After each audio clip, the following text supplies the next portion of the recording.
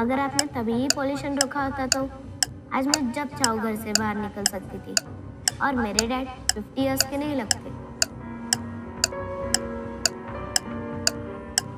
Trust me, he is 38।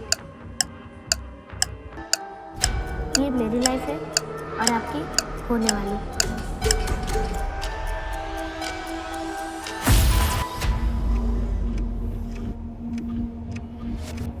Climate change कोई border तक सीमित नहीं हो सकता। यह एक बहुत बड़ी ग्लोबल समस्या है जिससे निपटने के लिए हमें एक जिम्मेदार नागरिक होने के साथ साथ सरकार को भी सख्त कदम उठाने चाहिए।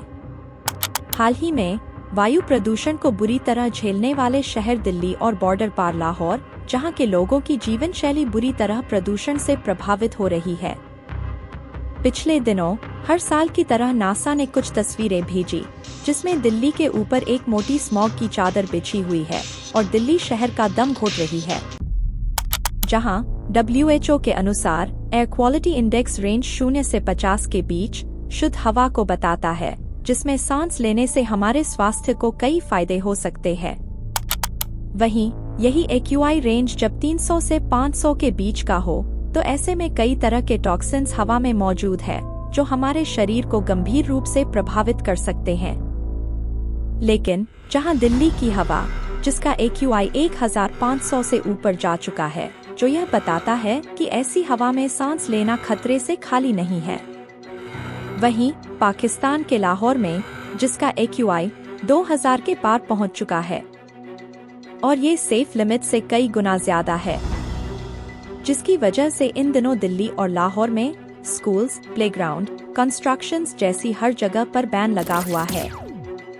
लाहौर की सदीमा काशिफ कहती हैं कि हर एक माँ की तरह मुझे भी लगता है कि मेरे बच्चे बाहर खेलें, खुली हवा में सांस लें, लेकिन इस प्रदूषण की वजह से वो आज कफ और ब्रीदिंग प्रॉब्लम्स को झेल रहे हैं, जो हमें हर वक्त याद दिलाता है कि बाहर की हवा में जहर घुला हुआ है। वहीं BBC में प्रकाशित एक रिपोर्ट में दिल्ली के कई परिवार अपना घर और काम छोड़कर कुछ महीनों के लिए दिल्ली से कहीं बाहर जा रहे हैं, जिससे वो खुली हवा में सांस ले सकें। हालांकि यह उनकी लाचारी है और हालात ऐसे हैं कि वो जा सकते हैं, लेकिन बहुत से ऐसे लोग हैं जो अपना घर और काम छोड़ना अफोर्ड नहीं कर सकते। लेकिन एयर पोल्यूशन का इतना गहरा प्रभाव दिल्ली में ही क्यों पड़ता है? इसके लिए नासा द्वारा प्रायोजित एरोनेट नेटवर्क के लीड साइंटिस्ट पवन गुप्ता ने बताया कि फसलों की आग से निकलने वाला धुआं ही हेजी स्काइज का एकमात्र कारण नहीं है। कभी कभी थार डेजर्ट से आने वाली डस्ट भी इसमें कंट्रीब्यूट करती है। इसके अलावा शहरों में कई मानवजनित सोर्सेज जैसे मोटर व्हीकल एमिशंस, इंडस्ट्रियल और कंस्ट्रक्शन एक्टिविटीज, फायरवर्क्स, हीटिंग और कुकिंग के लिए जलाए जाने वाले फायर्स भी पार्टिकुलेट मैटर और अन्य पोल्यूटेंट्स उत्पन्न करते हैं। इसके अलावा जियोग्राफी और वेदर भी इस रीजन की पुअर एयर क्वालिटी को और खराब कर सकते हैं। नवंबर और दिसंबर में टेम्परेचर इन्वर्शन आम होता है, जब ठंडी हवा टिबेटन प्लेटो से बहकर इंडो-गैंजेटिक प्लेन से आने वाले स्मोकी एयर से मिक्स होती है, जिससे पीली धुंध यानी के हैज और स्मॉग बनता है। और ठंडे मौसम में हवा की गति कम होने से पोल्यूटेंट्स स्मॉग को और बढ़ा देते हैं। ये इन्वर्शन लिड की तरह काम करता है, जिसमें गर्म हवा पोल्यूटेंट्स को सतह के पास फंसा देती है और यह निचले स्तर की धुंध हिमालय और विंध्य रेंज के बीच सिमट जाती है। नासा के सीनियर रिसर्च साइंटिस्ट के अनुसार 2024 में नासा के एक्वा सैटेलाइट द्वारा लगभग 15,500 से 18,500 आग की घटनाएं दर्ज की गई। यह आंकड़ा 2002 से अब तक के अधिकतर वर्षों से अधिक है, लेकिन 2016 और 2021 से कम है, जब चावल की फसलें विशेष रूप से अच्छी हुई थीं। और अगर हम दिल्ली वायु प्रदूषण पार्टिकुलेट मैटर, जो कि WHO की सेफ लिमिट की गाइडलाइंस से कई गुना ज्यादा है, PM 2.5 यानी 2.5 माइक्रोमीटर से भी छोटे कण वाहनों, कोयला और फसल अवशेषों के जलने से सीधे निकलते हैं और हवा में ही रहते हैं।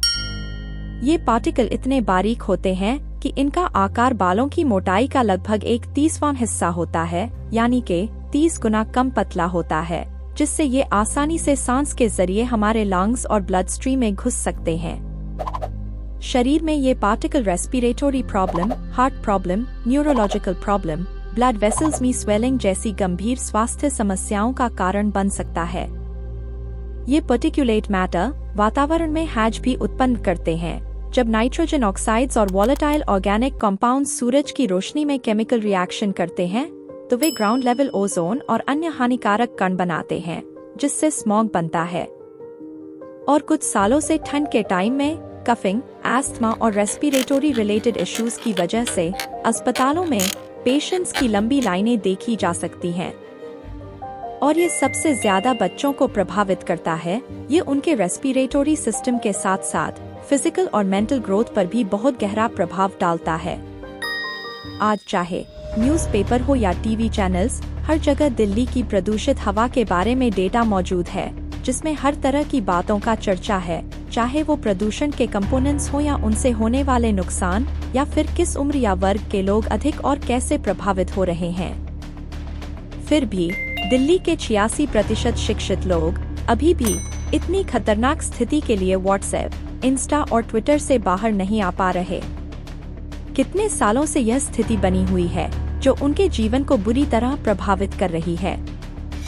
सरकार के शिक्षा प्रणाली के हिसाब से पर्यावरण और प्रदूषण के बारे में तो हमें बचपन से पढ़ाया जाता है, लेकिन ऐसी डरावनी स्थिति देखकर लगता है कि सरकार भी इस मुद्दे को किताबों और थ्योरी तक ही सीमित रखना चाहती है, क्योंकि प्रैक्टिकली इसे कैसे करना है इसका ज्ञान अभी भी शायद कम ही है। लोगों के भले के लिए सरकार ने जब नोटबंदी और लॉकडाउन जैसे फैसले रातों रात लिए, ऐसे में लोग परेशान तो हुए लेकिन स्वीकारा भी। तो ऐसी स्थिति में जहां करोड़ों लोगों का जीवन और स्वास्थ्य बुरी तरह प्रभावित हो रहा है, वहां कोई निर्णय लेने में इतना समय किस लिए? फिलहाल इस समस्या से निकलने के लिए हमें और सरकार को कई अहम और सख्त कदम उठाने पड़ेंगे।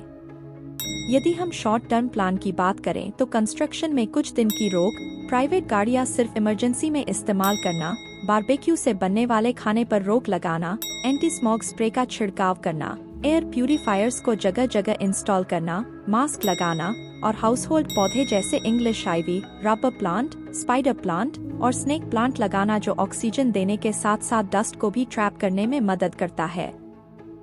वहीं लॉन्ग टर्म के लिए रिन्यूएबल एनर्जी सोर्सेज जिसमें सोलर एनर्जी, वाइंड एनर्जी और न्यूक्लियर एनर्जी शामिल है, उन्हें सपोर्ट करना और कोल एनर्जी को ग्रेजुअली रिड्यूस करना, जो कि PM 2.5 का एक बड़ा सोर्स है। कंस्ट्रक्शन और रीडेवलपमेंट प्रोजेक्ट्स को लिमिट करना, खेतों में आग लगाने से पूरी तरह रोकना, गाड़ियों की संख्या को लिमिट करना और ऐसे पेड़ लगाना जो पोल्यूटेंट्स और डस्ट को एब्सॉर्ब कर सकें। ऐसे कई तरह के प्लान्स हैं जिनकी मदद से प्रदूषण के खतरनाक लेवल को कम किया जा सकता है। यदि आपको ये वीडियो पसंद आया हो तो आप कोल और लंग कैंसर पे आधारित वीडियो देख सकते हैं, जहां पॉल्यूशन की गंभीरता को डिटेल में समझाया गया है।